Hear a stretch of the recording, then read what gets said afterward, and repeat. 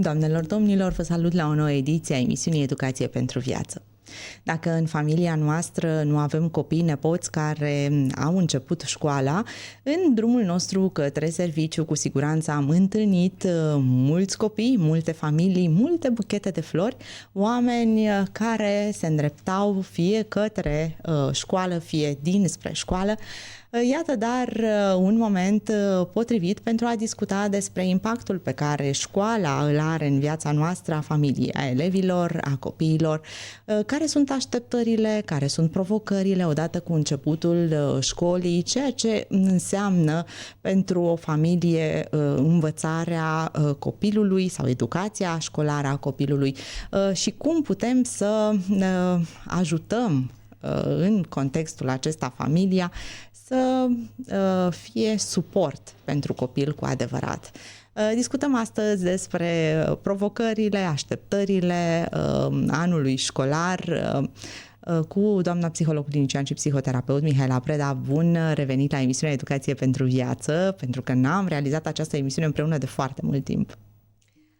Bună ziua dumneavoastră, telespectatorilor și ascultătorilor dumneavoastră, mulțumesc pentru invitație.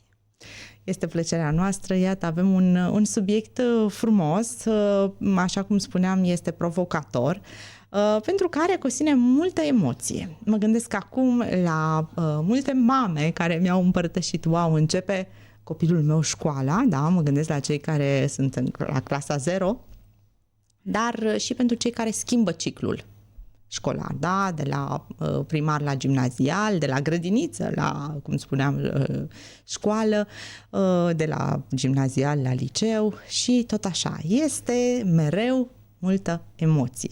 Este firesc să avem emoții pentru ceea ce înseamnă un nou început? Absolut, da. Este firesc să avem emoții. Ar trebui să fie niște emoții plăcute care să ne ajute, să ne motiveze, să facem lucrurile cu plăcere și cât se poate de bine la momentul respectiv. Nu ne-ar ajuta emoțiile dacă ar fi prea multe și ne-ar paraliza activitatea și gândirea și nu am putea să ne desfășurăm activitatea. Dar da, emoțiile acestea sunt plăcute. Cu toții ne aducem aminte prima zi de școală și ne aducem aminte când am mers noi sau când au mers copiii noștri și de foarte multe ori sunt emoții pozitive și ne aducem cu plăcere aminte despre aceste lucruri. Atunci când nu se schimbă nimic, mă refer dacă ești în clasa a doua și mergi într-a treia, dacă ești în clasa 6 și mergi spre a 7, nu se schimbă foarte multe. Ai totuși emoții? Pentru ce sunt aceste emoții? Pentru că fiecare clasă aduce ceva nou, poate profesori noi, poate materii noi și cumva resimți așa o oarece emoție referitor la cum va fi, cât de greu va fi, cum te vei adapta tu ca și elev, dar și părinții în aceeași măsură. Mă gândeam și la, referitor la elevi, la entuziasmul reîntâlnirii. Da? Cred că ne amintim lucrul acesta după o vacanță lungă, fiecare are de povestit. Da, cu colegii, cu profesorii, exact, cu dirigintele, așa este. Aici mai trist este și acum mă gândesc la ceea ce se obișnuia cândva, compunerile acelea pentru prima zi de școală, compuneri despre vacanță și mă gândesc la tristețea multor copii care nu au avut parte de o vacanță reală. Însă poate pentru aceștia încep din ce în ce mai mult persoanele cu putere de decizie, cadrele didactice, să încerce cel puțin câteva zile din vacanță să le ofere ceva. Știu că există în zonele rurale anumite activități destinate acestor copii, acolo unde nu au ajuns încă aceste activități, sperăm să ajungă în curând și să se bucure și acești copii de câteva zile de joc, da, liber. Da? Sau un joc cu scop educațional. Da, am aflat de multe inițiative, din fericire sunt din ce în ce mai multe și le privesc cu plăcere.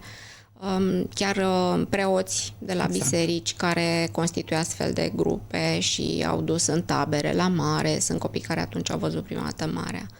Este de apreciat demersul acesta și Așa este. înseamnă foarte mult pentru acei copii, dar și pentru familiile lor. Și anumite biserici, știu că Biserica Adventistă de Ziua 7 organizează în felul acesta o școală de vacanță, da? Și au acces toți copiii și sunt activități foarte interesante pe care le îndrăgesc copiii și pe care, iată, le pot aminti în compunerea lor despre vacanță. Revenim la tot ceea ce înseamnă școala, provocările. Care sunt dificultățile pe care le întâmpină părinții odată cu începutul școlii copilului lor?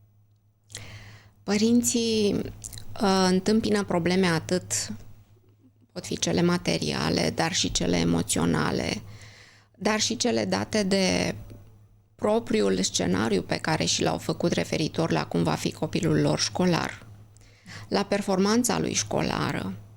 Și aceste scenarii, eu cred că de foarte multe ori sunt ușor nerealiste, își propun prea mult dintr-o dată. Și tocmai această ștachetă ridicată undeva prea sus le aduce și o anxietate pe măsură. Dacă, copilul meu nu va fi suficient de bun, nu va reuși să fie cel mai bun, să obțină note cele mai bune, dacă nu se va descurca. Și aceste scenarii ar trebui să fie, sigur că da, toți trebuie să ne gândim cum va fi copilul la școală, ce ne propunem, unde ar trebui să fie copilul în ierarhia clasei sau eu știu cât de bine să învețe el. Dar să păstrăm cu măsură aceste gânduri și să le folosim în sens pozitiv. Ok, eu îmi doresc să am un copil care să învețe de nota 10. Ce am eu de făcut? Cum trebuie să fie programul copilului pentru a ajunge acolo? Astfel încât să se folosească de scenariile acestea ca să construiască ceva, să fie proactiv.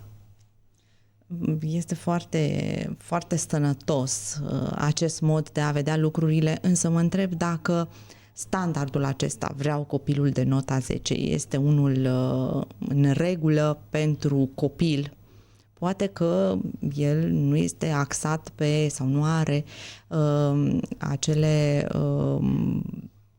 pasiuni pe care le-ai avut tu, da? Sau nu este aptitudini, exact. Da. Poate că lui îi place să învețe la anumite materii, dar nu va dori să obțină 10 la toate materiile, așa cum ți-ai dorit tu ca părinte. Ați atins aici un subiect foarte important și foarte sensibil. Da, un părinte ar trebui să-și cunoască suficient de bine copilul și să nu pună această presiune a notei de 10 pe linie.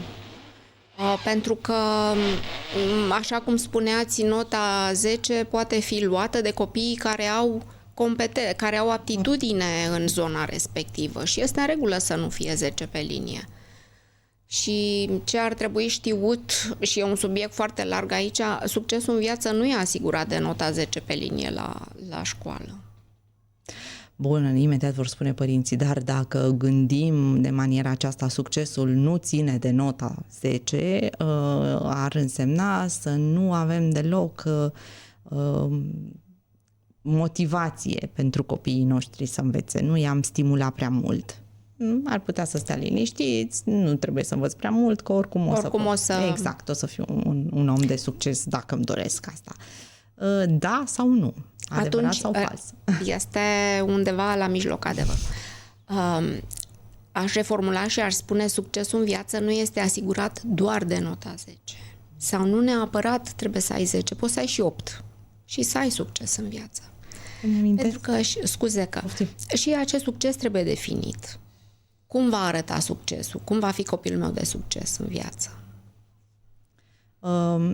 Există niște studii, îmi pare rău că acum nu le pot aduce în față, legate chiar de faptul că pe parcursul mai multor ani de cercetare s-a observat faptul că nu copiii care aveau 10 pe linie s-au dovedit a fi oameni de succes, ci dimpotrivă cei din zona 7-8, pentru că ei în mod special dezvoltau abilități legate de comunicare, și abilitățile sociale.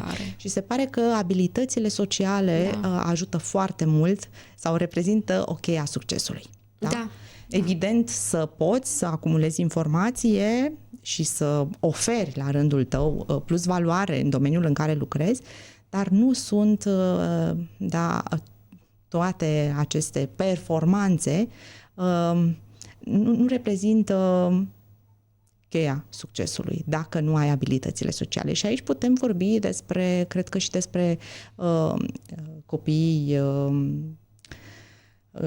supradotați, cum le spunem noi, care dacă nu dezvoltă această parte socială și psihoemoțională, pot fi neadaptați și neintegrați în societate. Asta este clar și este clar pentru orice copil, de aceea un părinte ar fi bine să aibă în vedere că formarea unui copil și asigurarea succesului copilului în viață nu presupune doar mersul la școală și 10 pe linie și meditațiile în care săracul părinte își dă interesul să investească și să poate să le asigure copilului, ci și partea cealaltă de formare a acestor competențe sociale, să relaționeze și să fie echilibrat. Copilul să aibă încredere în el, deci părintele are de construit pe mai multe arii din viața copilului, nu numai cea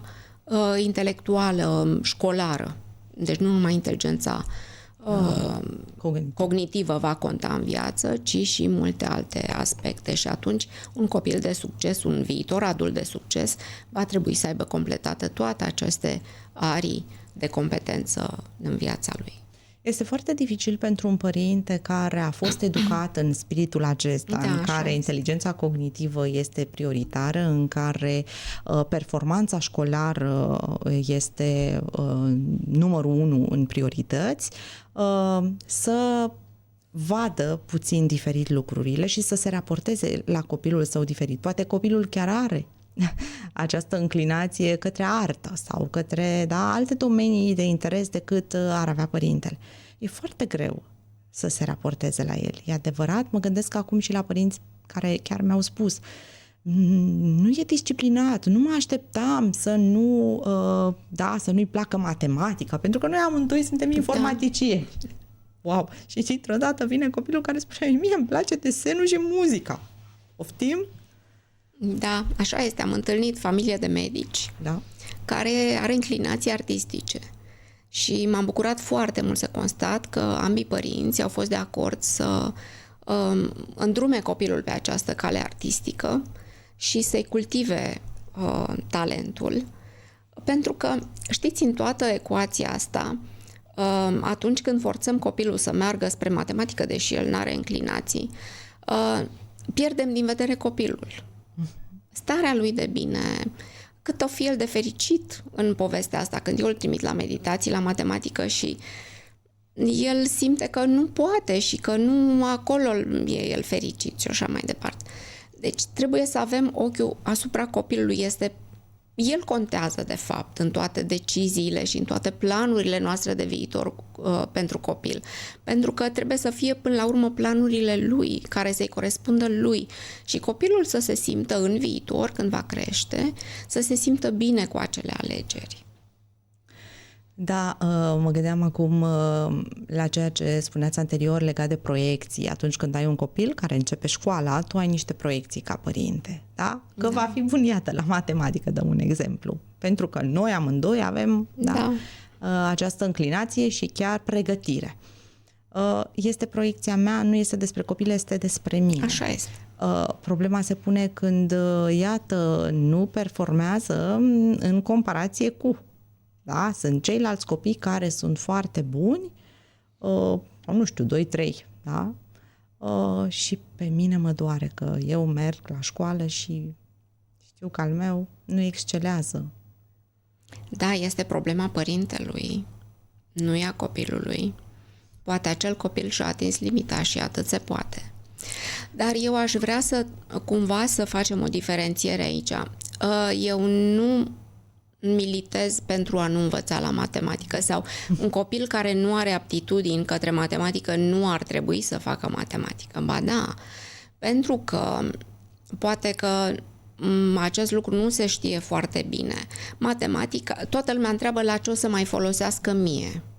Eu vreau să mă fac, nu știu, medic sau profesor de desen. La ce o să-mi folosească mie matematica sau fizica? Răspunsul este da, în meseria ta de profesor de desen nu o să-ți mai folosească la nimic. Însă, la momentul respectiv, în dezvoltarea ta ca elev de 12, 13, 15 ani, matematica și fizica, chimia și toate materiile acestea reale, exacte, te ajută la dezvoltarea gândirii, la dezvoltarea creierului, la dezvoltarea logica. Este foarte important să facem logică, la dezvoltarea gândirii critice. Sunt aptitudini și competențe pe care noi trebuie să le avem în toată viața noastră și ne ajută indiferent de meseria pe care noi o să avem și o să o practicăm. În toate deciziile de viață, în viața socială, atunci când mergem la alegeri, când ne facem o idee despre ce ar trebui să însemne viața noastră socială, profesională, de familie, când facem alegeri în viață. E bine să avem gândire dezvoltată. Și atunci, da, aceste materii care ni se par urâte și pentru care nu avem așa o deschidere deosebită, ele totuși sunt necesare.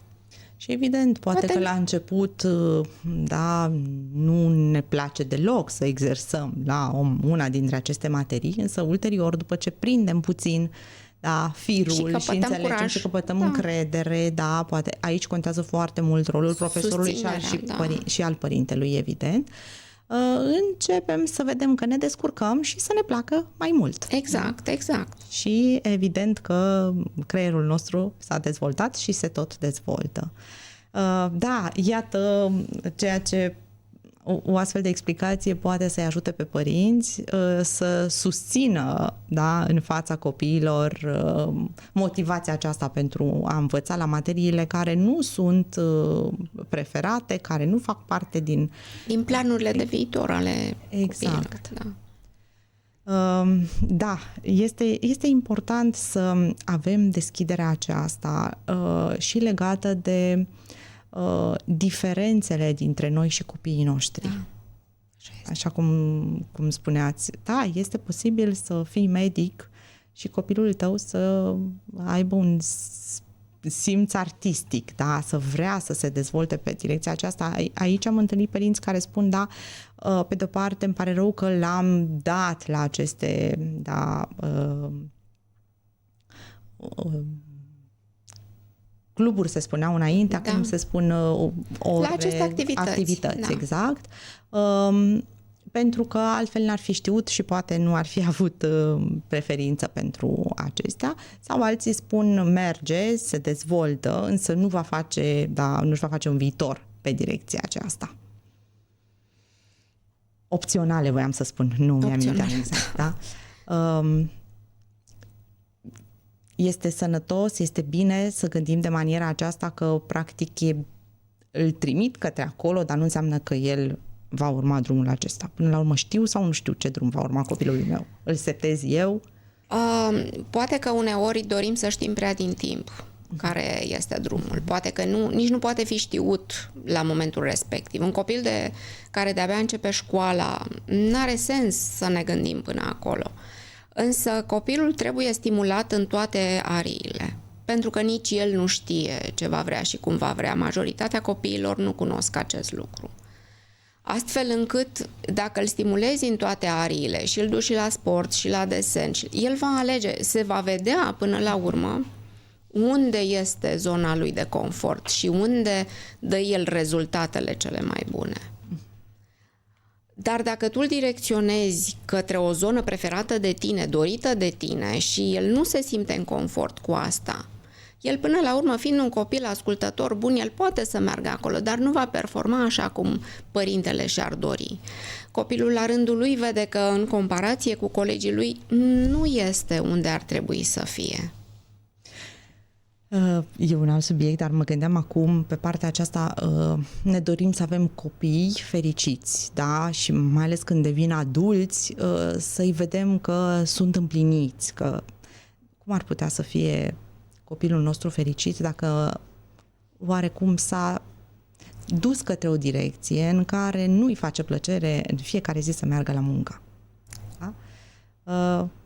Din activitatea mea, sau în activitatea mea, am constatat că sunt foarte mulți tineri, am de-a face cu foarte mulți tineri, care nu sunt în zona în care le-ar fi lor bine să fie. Sunt la facultăți sau au terminat facultăți care nu le aduc împlinirea, cu care se simt în disconfort și nu știu pe ce cale să o apuce. Deși astăzi vorbim despre reconversie profesională mult mai ușor decât în trecut, există această posibilitate și deschiderea universităților este mai mare și posibilitatea tinerilor de a se plia oarecum pe programul universitar, dar și pe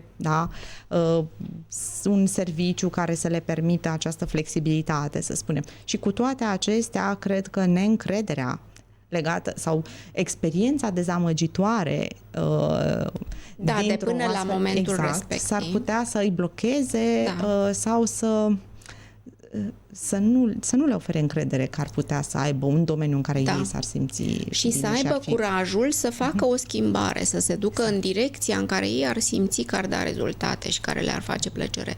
Dar cumva se opresc și spun, wow, dar eu nu știu nimic despre asta, cum aș putea să îndrăznesc? Și atunci ei nu îndrăznesc. Da, pentru că, așa cum spuneam mai devreme, este bine, este obligatoriu, aș spune eu, să creștem copii cu încredere în sine, în propriile puteri. Și aceasta, iată, se cultivă de timpuriu, de când încep să meargă la școală. Legat de această încredere în propriile puteri ale copilului, ce am putea face ca părinți de când au început copiii să meargă la școală? Să înceapă ei să aibă încredere. Ar trebui, în primul rând, noi ca părinți, să ne dăm deoparte toate anxietățile și toată dorința de performanță a copilului, să le punem cumva între paranteze și să ne orientăm atenția într-un stil de a încuraja și de a construi încredere către copilul nostru, în copilul nostru. Să îi stimulăm permanent și să le fim sprijin acolo, să încurajăm să facă lucruri, să le spunem bravo, uite, ai reușit, se poate. Chiar dacă poate n-a fost cea mai bună performanță sau cel mai bun desen sau cea mai bună realizare, lucrarea unui copil. Foarte bine, uite, ai putut, vezi că se poate, hai să mai mergem mai departe, să mai facem și nu știu ce. Să copilul să simtă că este sprijinit, chiar și în momentele în care el nu a avut rezultatele foarte bune. Da, îmi spunea un părinte, e foarte greu să fac lucrul acesta când știu că poate și pur și simplu nu înțeleg de ce nu vrea și de ce nu oferă mai mult. Da, pentru că pe de o parte părintele este frustrat, pe de altă parte copilul nici nu va putea să facă mai mult și să elibereze toată energia creatoare sau eu știu, toate resursele lui interne, atâta vreme cât nu se simte sprijinit, cât emoțional nu este în acord pe aceeași linie cu părintele, să se simtă iubit în aceeași măsură ca și când ar fi reușit. Adică necondiționat. Și atunci, da, tu ca părinte trebuie să-ți închizi frustrarea, să o dai deoparte și să spui, ok, haide să vedem ce facem ca să putem să scoatem tot potențialul din copil. Foarte adevărat și mă gândeam că părinții spun, dar eu îl iubesc necondiționat, eu îl iubesc, nu contează că a luat nota maximă sau o notă foarte mică. Da, îl iubești, dar copilul înțelege nu asta? Înțelege asta, exact. Din atitudinea părintelui, din cuvintele lui, atunci când el nu are un rezultat performant, el înțelege că este iubit mai puțin sau nu este iubit în acele momente. Una este ce știm noi și alta este ce reușim să exprimăm și altceva este ce înțelege copilul.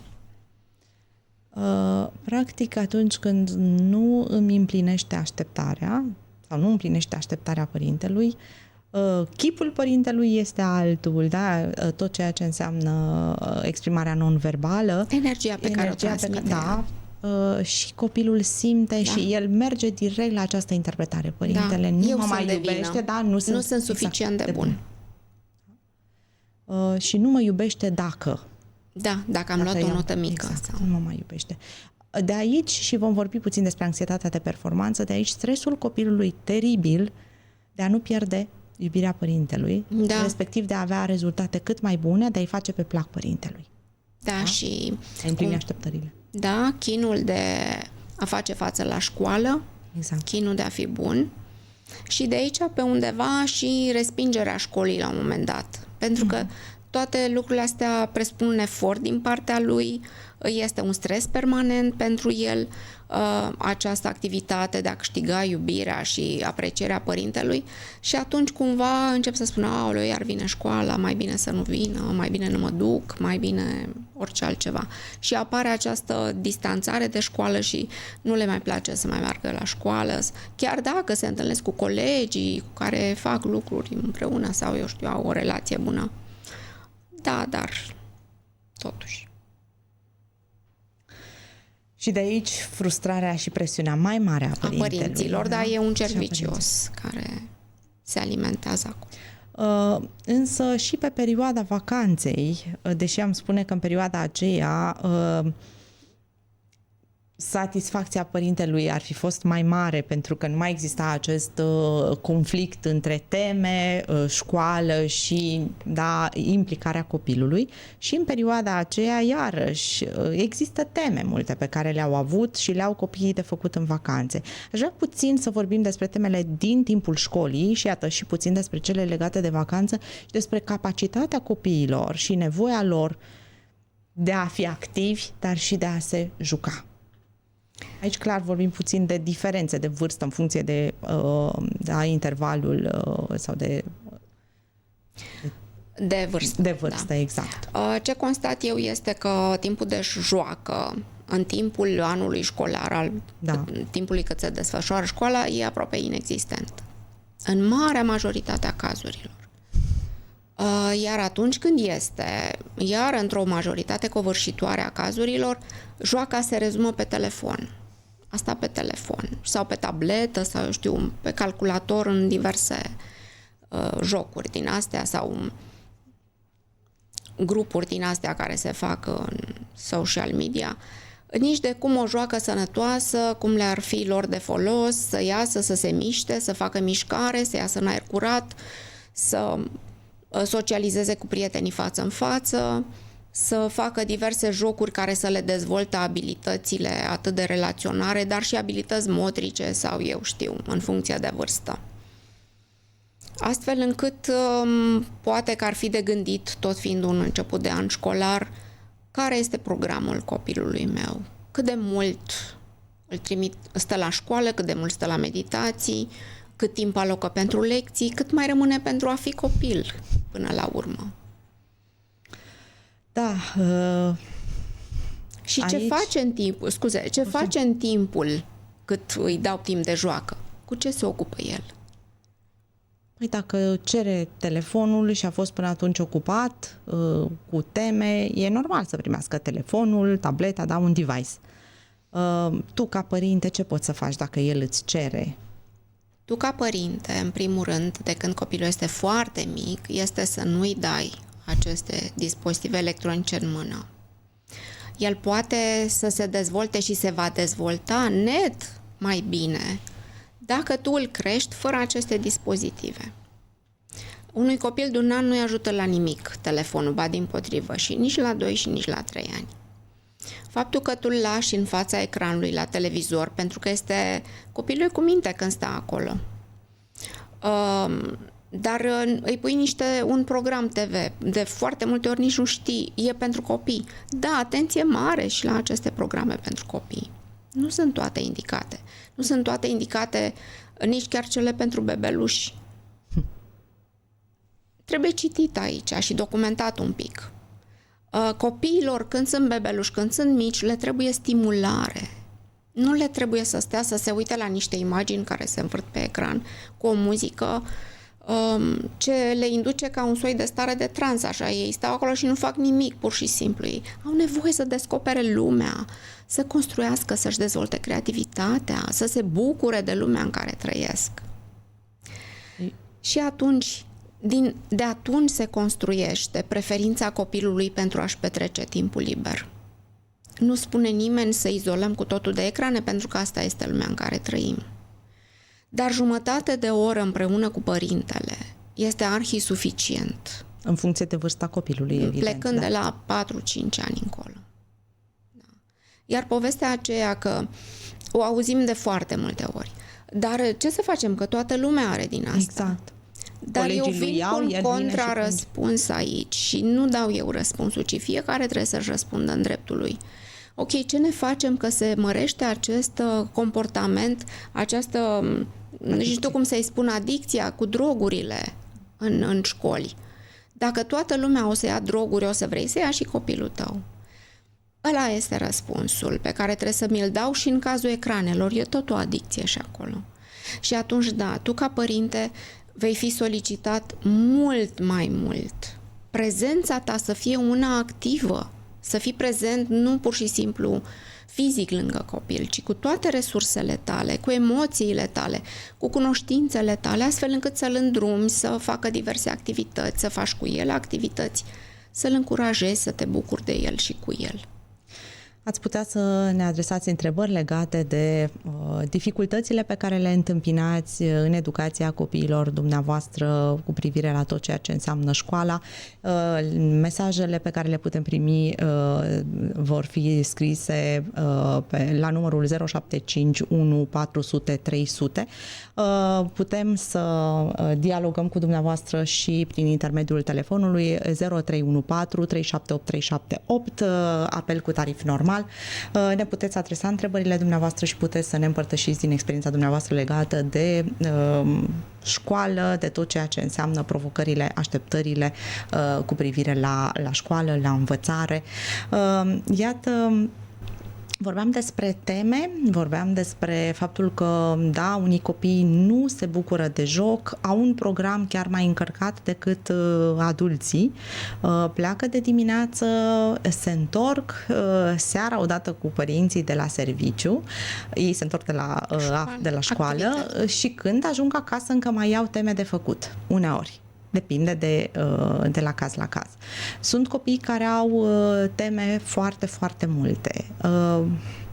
Cum poți să gestionezi această situație? Pentru că sunt unii care reușesc să și le facă poate mai ușor, pentru alții necesită enorm de mult timp, un efort cognitiv ridicat. Poate că ține de felul în care își gestionează timpul, de capacitate de concentrare. Da? De prezența sau de lipsa părintelui în apropiere sau a unui adult. A unei persoane de suport. Exact. Da. Și aici este destul de dificil să știi ca părinte ce este de făcut, pentru că dacă vei avea un copil sau doi copii, unul ține ritmul cu școala, nu are nicio problemă și altul are dificultăți. La școală, în clasă, poate mai sunt câțiva care trec prin aceeași situație. Dar ceilalți care poate că se aliniază acestor standarde o fac cu un efort destul de mare, mai ales de timp. Exact cum spuneați, nu mai au timp de joc. Ce faci? Spui profesorului, transmiți mesajul acesta, îl retragi pe copil de la clasa respectivă și îl îndrepți către o alta, îl lași să meargă cu temele nefăcute. Care este metoda de lucru? Mie mi se pare de o soluție bună de pus în practică o discuție cu profesorul care dă acele teme, probabil cu învățătorul, dacă este o clasă profesorul mică. pentru învățământ primar, da. Pentru că este foarte posibil ca să fie teme care să fie adresate grupei de copii care sunt mai buni, mai dezvolt, care au mai multe cunoștințe, care poate au o dotare intelectuală mai bună. Asta înseamnă că ceilalți copii, poate dezvoltați mai puțin sau poate cu o inteligență mai scăzută, să nu poată să atingă acele teme, chiar să fie niște obiective nerealiste pentru copilul respectiv. Și mie mi s-ar părea firesc să fie date teme obligatorii pentru toată lumea, un calup de teme, și pentru cei care doresc să lucreze suplimentar sau, nu știu eu, pentru cei mai avansați să fie un alt set și un alt set de probleme. Și apoi mă gândesc, ca să nu punem atâta presiune pe toată lumea și pentru copil și pentru părinte, să nu fie chiar un capăt de țară că n-am făcut 10 probleme și am făcut doar 8, rămânând ca cele 8 din cele obligatorii pe care trebuie să le facă toată lumea, să le facem cu proxima ocazie.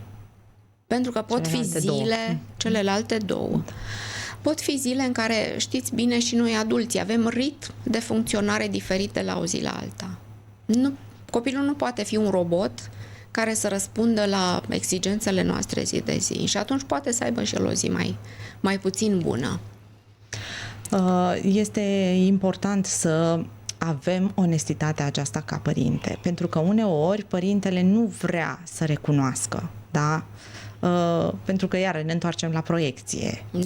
Da, ceea ce așteaptă părintele de la copil. Însă, ce este bine pentru copilul meu? Dacă mă gândesc mai întâi ce este bine pentru copilul meu... atunci acela e răspunsul și aceea alegerea. Da, legat de teme pentru vacanță, iarăși. Unii au toată vacanța la dispoziție și se bucură de ea din plin, alții lucrează toată vacanța sau o mare parte din vacanță. Aici cine ar trebui să țină echilibrul și să facă diferența sau să-l lase pe copil să se bucure? Aici, în primul rând, ar trebui școala să stabilească cât de mult, ce teme și cum să se facă temele astea. Pe urmă, temele pot fi și teme de grup, pot fi și proiecte pe care ei să le facă împreună copiii și atunci o ocazie de a socializa, de a relaționa, de a se aduna, de a lucra împreună, de a-și pune ideile cap la cap pentru a rezulta o lucrare. Temele astea și a învăța putem să facem și în joacă, să nu fie totul atât de stresant pentru copil, să nu fie o greutate pe umerii lui această școală. Aici există viziuni diferite. Eu am întâlnit și profesori care spuneau nu, vacanța e vacanță, atât pentru copil cât și pentru părinți. Alții care spuneau, da, dar nu poți să-i lași toată vara, că nu or să mai știe să scrie, să citească, să nu știu ce. Și atunci calea de mijloc ar fi, citim o carte, o citim împreună, o povestim, da? Ca să exersăm și puterea aceasta de analiză, de sinteză a lucrurilor. Sigur, depinde de vârstă. Și să o facem într-un mod mai degajat, mai relaxat. Deci depinde și cum se cer temele acestea, cum trebuie să arate ele, dacă trebuie să umple caiete cu exerciții sau cum trebuie să facem noi temele acestea. Iar părinții trebuie să fie, să intre într-o joacă și să ia lucrurile poate nu atât de riguros, de rigid. Să fie așa mai la înțelegere cu copiii, să nu se ajungă la un conflict pe subiectul acesta. Exact și să nu se facă o problemă din chestia asta. Nu, avem niște lucruri de făcut, hai să vedem cum să le facem mai plăcut pentru toată lumea. Și dacă nu vrea copilul sau, nu știu, aici iarăși am mai întâlnit, un părinte este mai relaxat și celălalt este mai exigent cu privire la tot ceea ce înseamnă, da? Procesul acesta de învățare, teme, școală și așa mai departe. Și copilul, evident că tinde către partea mai relaxată, către părintele care... Cum este? Aici ar trebui părinții să stabilească o medie, așa, cât de relaxat să fim, dar totuși să-și acopere și...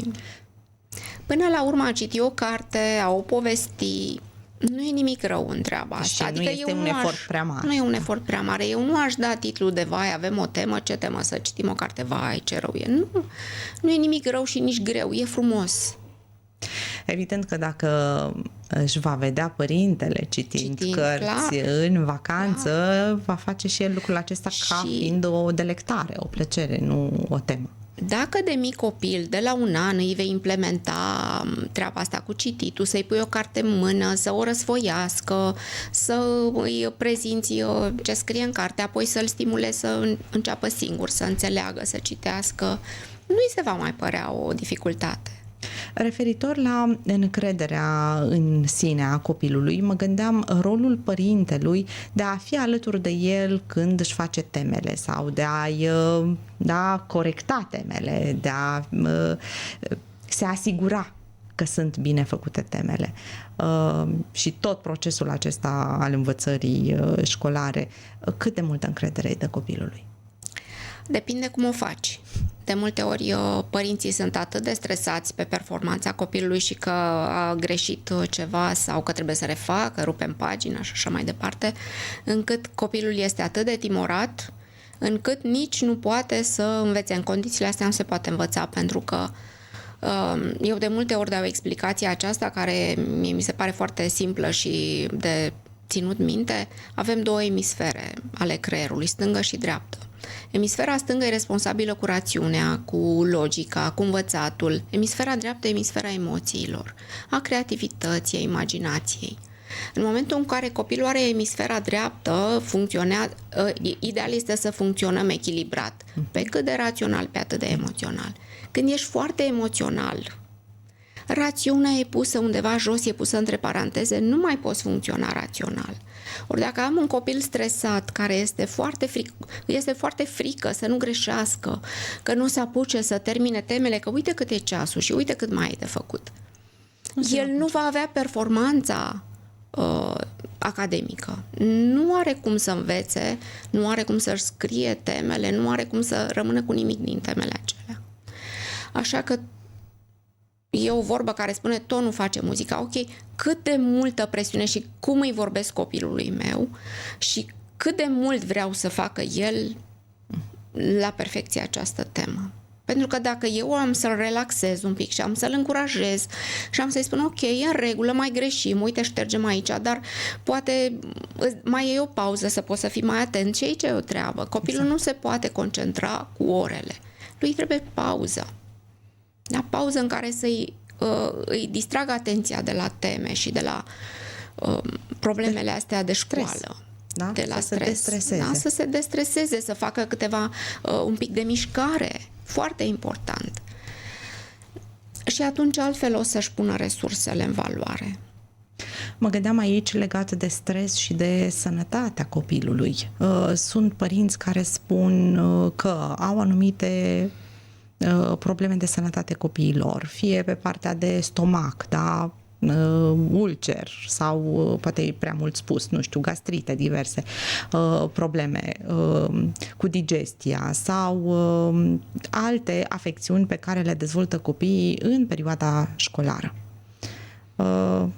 Poate avea directă legătură cu stresul din timpul școlii, din ceea ce înseamnă procesul acesta de învățare. Sigur că acest stres, pe termen lung, produce somatizări. Adică toată această energie negativă care înseamnă stres se interiorizează în organism, pe diverse organe, acolo unde avem fiecare punctele mai slabe, acolo apar diverse afecțiuni. Și voiam să mai fac o completare aici, apropo de stres și de anxietate. Exact. Anxietatea generează ticuri. Exact, da.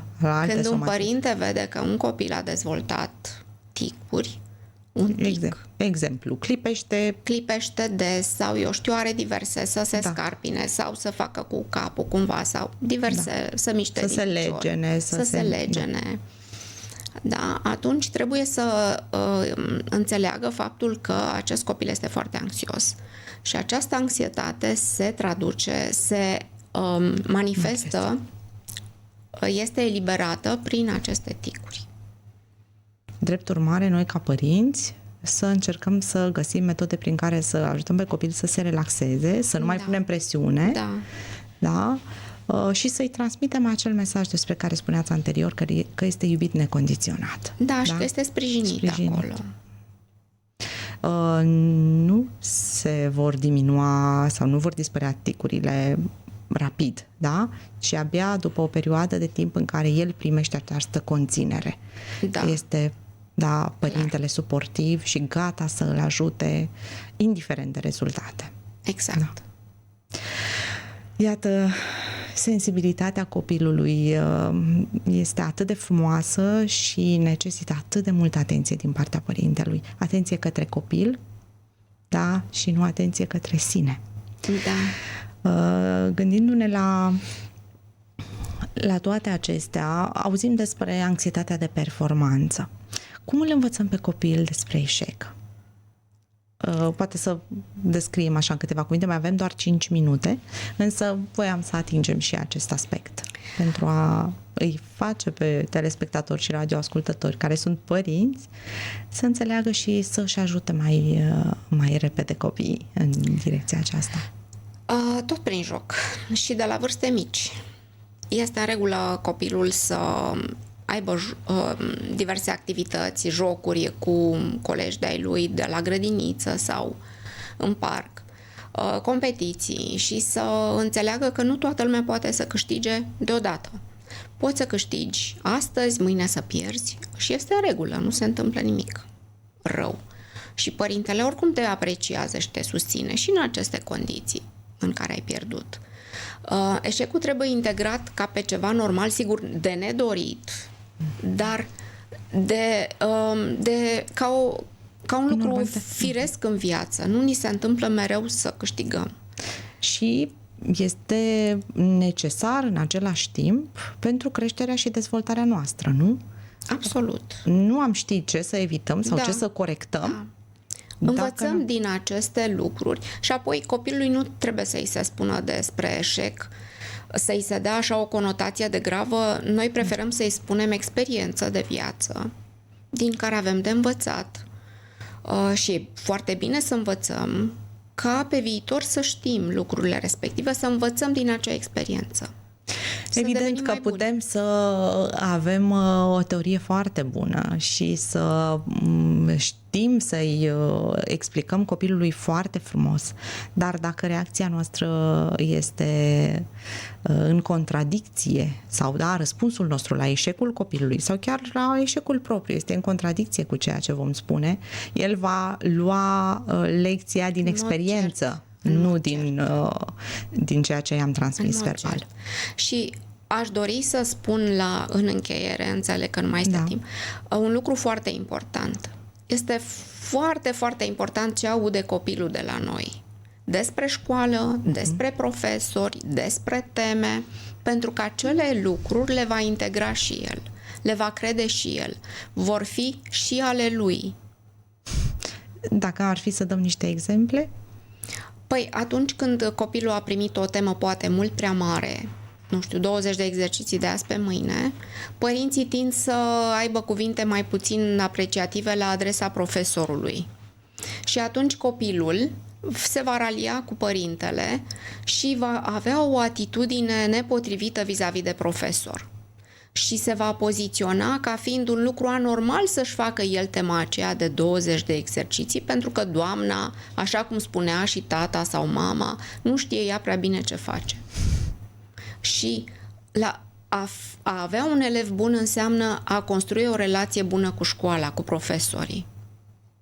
Nu a construi o relație de opoziție, de contradicție cu ei, ci a merge mână în mână pentru a crea copilului condițiile să învețe. Iată o întrebare pe care o scrie o persoană referitoare la subiectul nostru. Cum sunt educați copiii în ziua de astăzi că nu știu să dea bună ziua? Păi nu sunt educați și probabil că prin exemplul părinților. Dacă un părinte nu va spune bună ziua celor din jur, cu siguranță nici copilul nu o va face. Pentru că copiii noștri învață în primul rând prin exemplu celor din jur, persoanelor din jurul lor. Da, și legat de ce spuneați și de școală, la fel și în relație cu vecinii, dacă vor auzi sau da, acei cunoscuți despre care ei vor auzi lucruri negative în familie, ei vor fi primii care nu vor ști să disimuleze. Ei exact, vor fi foarte sinceri și exact. Le vor spune în față. Sau îi vor ignora pentru că au învățat lucrul acesta de la părinților. Da, iată, toate acestea se învață mai întâi în familie. În familie, clar. Însă, ca și mesaj direct și pe scurt legat de tot ceea ce înseamnă presiunea școlii, care ar fi, ce am putea să spunem părinților, în așa fel încât să fie mai bine pentru copiilor în anul acesta? Atunci când îmi doresc să fie bine copilului meu, trebuie să am în primul rând grijă de mine, de emoțiile mele, să mă echilibrez și să pot să fiu prezent în relația cu copilul, cu școala, echilibrat, rațional și nu emoțional. Pentru a putea scoate tot ce e mai bun din contextul respectiv. Mi se pare extraordinar pentru că, da, este supra-solicitare în dreptul vieții tuturor părinților și deja venim foarte încărcați către copii, iar copiii, din păcate, primesc un tratament neadecvat tocmai pentru că noi nu reușim să ne deconectăm și să fim acolo pentru ei.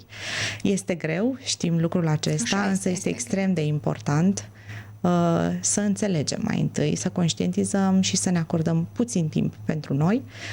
Într-o altă ediție, țin minte că cineva spunea, atunci când vii de la serviciu și ești epuizat, spune-i copilului tău că ai nevoie de 10 minute, de 15 minute. Copilul va înțelege, iar după aceea vei fi mult mai disponibil și vei reuși să-i oferi copilului tău un timp de calitate, atât cât va fi. Puțin, poate, dar este important să fie de calitate. Mulțumim foarte mult pentru participarea la această emisiune. Psiholog clinician și psihoterapeut Mihaela Preda. Vă așteptăm cu mult drag într-o altă ediție. Și eu vă mulțumesc. Doamnelor, domnilor, aceasta a fost întâlnirea de astăzi sub genericul Educație pentru Viață. Vă mulțumim pentru atenție și vă dorim, așa cum spuneam chiar în încheiere, multă atenție și concentrare mai întâi pe binele dumneavoastră și apoi către nevoia și binele copilului. Toate cele bune, la revedere!